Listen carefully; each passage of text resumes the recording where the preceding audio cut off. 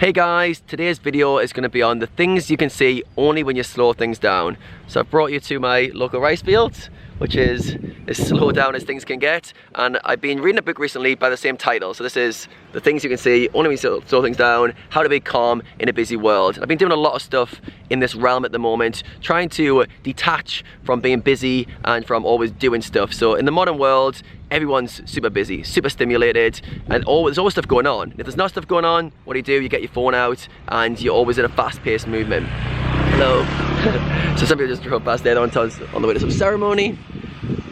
But yeah, so when you slow things down, if you don't slow things down, life's just in a consistent task-doing mode and you feel stressed. For me, for a long time, I've not been able to detach from... We're back, a few bikes just went past there, so I had to stop for a second. But yeah, for me recently, or the last say 5, 6, 7 years, I've not been able to detach from always doing stuff, always being productive, always taking off tasks on my to-do list. And it's, even if you achieve success, even if you're moving forward in life, it often feels like you're not making progress, or even if you are making progress, you feel stressed about it. And I feel like there's better ways to go about it, and by slowing things down, there's so much value in that. Now, if you're an ambitious person, if you're an A-type personality, if you're always driven by stuff, slowing down is like the hardest thing. It is the hardest thing to get yourself to do, because it feels like you're wasting time, you're being unproductive, it's not good use of your time. Why would you? But the value of slowing things down is really, really high. So I'm going to talk about 3 things I gained personally from slowing things down, and hopefully you can get some value from it and perhaps start slowing things down a bit in your life. So I'll go into some action steps at the end. So why would you want to slow things down? Why not just always be stimulated, always be pushing, always have smash the coffees, be on your phone, replying to people, working, maximizing productivity, life hacking, sleeping 5 hours? Why not? Surely that's going to get you the most work done. When I try to do that, and I've definitely got to spells, even now I go to spells where I work too hard and too long and don't take my own advice on board, I don't slow things down, I always am stressed. And I feel anxious, and I get disconnected from why I'm doing what I do in the first place. So the first benefit of slowing things down, you zoom out, you get a bigger lens, and you can start to attach yourself to why you're doing it. What are you working hard for? Why are you trying to make loads of money? Why are you trying to be successful? Why are you trying to achieve success in your realm, and why does it matter? So when I zoom out, I can start to see all of the insignificant tasks I'm doing day to day. I'm doing them for that reason. They're going to get my life to that place. I'll be able to experience those things. I'll be able to travel there. I'll be able to impact these people. And I start to see all these dots that I couldn't see when I'm too zoomed in. Now, no matter what you do for a living, whether you play poker, whether you do coaching like I do, most people think, because I live in Bali, I just like chill all day and I've got all this really casual life. But in reality, almost everyone's life, no matter what you see on social media, it's a lot of boring tasks done back to back to back to back with a little bit of some fun stuff in between. And when you're in that mode of always doing the tasks, you often forget why you're doing it, especially as time goes on, weeks go on, months go on, and you're just ticking stuff off to-do lists. It's super easy to forget about your goals, your yearly goals, your 5-year plan, and why does it all mean, why are these little things that you're doing now meaningful? So when you stop, just stop things, slow things down, relax, you can start to piece together why you're doing it. What's your purpose again? What are your goals you're aiming for? And reattach with the bigger meaning. And for me, that sparks so much motivation. If I know all these little insignificant tasks I'm doing now are going to get me towards my goals in the future, I'm super motivated. Right now I'm sitting in a little rice field on a little stool with a little book, doing a video for you guys, because I feel like maybe being able to give value to people is what I want to work on, and it's going to take me towards my bigger goals in life. So slowing things down allows you to connect with your why. The next thing, number 2 of what slowing things down does for you, or does for me personally, is it lets me see what I'm doing and if it's being effective. So I get to see, like, okay, this is what I've been doing for the last week, last month. Is it getting me towards my goals? Is it effective? Because often we're so busy, we don't stop to reflect. We just like constantly running in a direction. We're like, I hope this direction I'm running in is gonna work. And if it doesn't, we don't course correct. So you've got to like have plans, have schedules, have habits that you're sticking to. But if it's not getting you to where you want to go, you've got to course correct. So you've got to evaluate, is what I'm doing taking me towards my goals? So for me, I always evaluate my performance.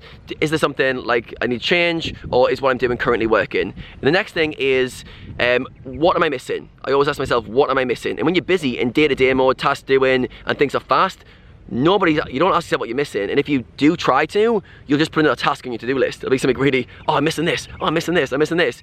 But what I'm talking about by this is, what is like the big piece of the puzzle that you're missing? Maybe you're in the whole wrong framework. Maybe you're missing something really, really significant of what you should be doing and why you're doing it. And you can only start to see those pieces when you zoom out from from the noise and give yourself that space. So understanding what could be missing and is there a direction change that you need, that's quite significant. So for me, I do that at the end of each week. I reflect, which we'll talk about in the action steps. So slowing things down, I think is super important. Get your why, understand what you're doing and what you could be missing are the 3 things I gained from slowing my life down.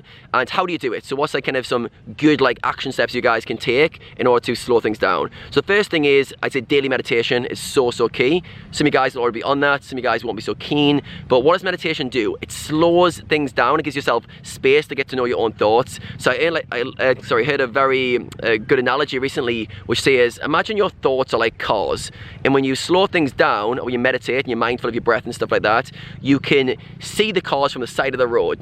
Now most of the day you can't see you're in the traffic, you're in the cars and you can't see the rest of the cars because you're in them, you're so like involved. So imagine like day to day is living in a traffic jam and meditation's like standing on the side of the road. Now when you stand on the side of the road, you can be observant, you can see the cars for what they are. When you're in it, you just get annoyed by the nuances of like, what's this guy doing, beep beep, and everything's like busy and you can't get out of it. So you need to slow things down. I think meditation's the best way to become self-aware, understand your own thought processes, have that kind of above level consciousness where you can actually see what's going on with your own mind and understand yourself better. Because if you master your mind, you can master your life, and it's a long process. Like I'm definitely not a master of my mind. I'm going down the route of like trying to understand myself better, understand where my thoughts are going, what needs I have and stuff like that. But like it's a long process. But daily checking in with meditation. If you're not keen on meditation, the next best thing would be just to sit down with your thoughts, pen and paper, plan out your day and anything you've got ideas on.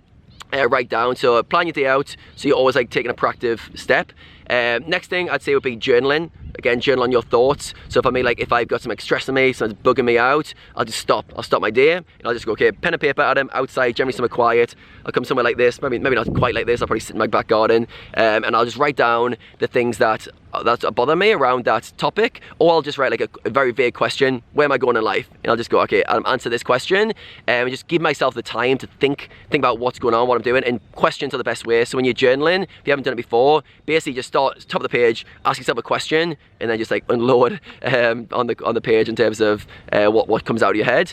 And then I'd say next thing would be to detach from social media. So like I think this is like one of the biggest things in the current world that people are starting to like get around to this idea. But for the last, I'd say, year, I've been very protective of my kind of mental clarity, and I've been taking more and more steps basically to remove like social media from my days as much as I can. And basically the best thing to do is go, before you go to bed, phone airplane mode, and don't take it off airplane mode for the first hour of the day. Generally at the moment I'm doing like 3 or 4 hours completely off social media. Obviously it depends on what you're doing with your life and what demands you have and how much you need it, but off social media for at least like a block of your day. I'd say the first hour is the best time, because if you wake up in the morning, check your phone, check Facebook, check Instagram, reply to friends, you're in reactive mode. And when you're in reactive mode, you're always like putting out fires and doing stuff and like in busy mode and stressed. Whereas if you don't have social media, and you just plan your day out, do a bit of meditation, you're just like, you're seeing things forward and you're now proactive and you can take the next steps without reacting to other people. As soon as my phone goes on, I turn it off airplane mode and start checking in with stuff. Now I'm reacting to other people's problems. I'm kind of putting out fires and stuff, and I can't put my day in the way that I wanted to. So hey guys, little 5-year-old kids, they're driving bikes, little only body. Basically you need to slow things down with some form of, what was I saying, journaling? Yeah, journaling. Yeah, basically you need to write things down, and you need to also social media. That was it. Lost my train of thought. You need social media, some sort of ban. So I'd say like, yeah, any block of your day where you can remove yourself from social media, super helpful. Next thing would be to have a digital detox, maybe 1 full day with like very minimal check-in, like maybe 95% where you don't use your phone, don't check your phone, or at least don't check like, social media. If you need your phone, like message friends and stuff and meet up, I think that's really beneficial. I think the cost of constantly being connected to everyone and constantly being loads of stimulus is really toxic. I really do think it's playing a negative impact on the brain. It's shaping the brain in a bad way. It's in comparison mode. So recently I've deleted Instagram from my phone, and that's been a massive like mental improvement for me, because now I found social media, Instagram in particular, just comparing yourself, just subconsciously scrolling through very low value content. And for me personally, I get from Instagram, so I had to delete it from my phone, and that's just freed up a lot of mental space for myself, and it slowed things down and allowed me to just spend more time doing things that I deem more important. So another thing would be to have a day off, like just working. If you don't want to take like a day off social media, just take a day off doing work, like doing tasks. Again, this is very hard for me to do. Like I've had to make Sunday my day where I can do stuff, but I can't do any tasks. So for me, I do a lot of reading, I do a bit more meditating. I've started doing a flotation tank, which is like 90 minutes of just lying in Epsom salts, floating. That's really, really cool. That really gets me zoned out and gets me in a good headspace. I always feel like I've worked for like loads of thoughts for that hour and a half, and I feel a sense of clarity. But just like slowing things down and not doing tasks like every single day. I know when people, like if you're self-employed, you're a poker player,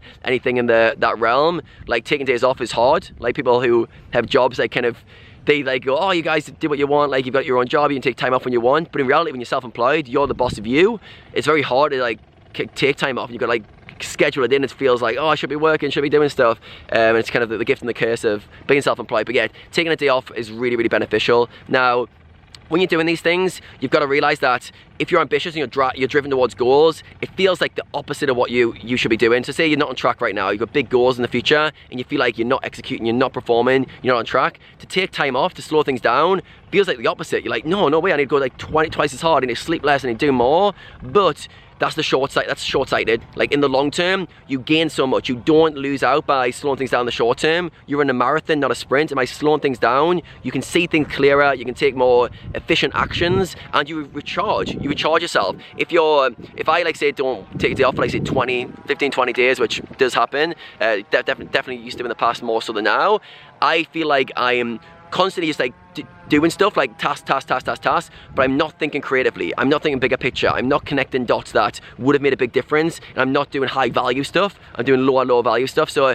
by slowing things down, sometimes, yeah, you might lose a little bit of ground in the short term, but you get to see the bigger lens, you get to see the bigger picture, and you get to be much more efficient with your time. So yeah, hopefully this video has give you guys some food for thought and thought like, where can you slow things down? So what I want you to take from it is like, just think one area right now where you could slow your life down. Is it in the morning? Could you give yourself 20 minutes just meditating or journaling or planning your day? Could you take like half a day off and just think about your life, reflect on what's going well? So on a Sunday as well, I like to reflect on how the week's went, give myself an overview of how I performed that week, and what have I missed, what am I not doing well, and where can I improve for the week ahead? What's significant, which I'm not doing, and which areas need a little bit more work. So anything you can do to slow things down, I think is super beneficial right now, because we've got these things which are very addictive and we're constantly connected to them, and there's definitely pros and cons, like massive cons involved in constantly being stimulated. And I think slowing things down, getting in touch with your thoughts, knowing what's important, knowing your why and your what is super significant, and everyone needs to spend more time on it. So hope you had some value for this. If you did, drop in the comments below one step you're going to take after watching this video that's going to allow you to slow things down. I'll be super interested to hear that. Thanks for watching.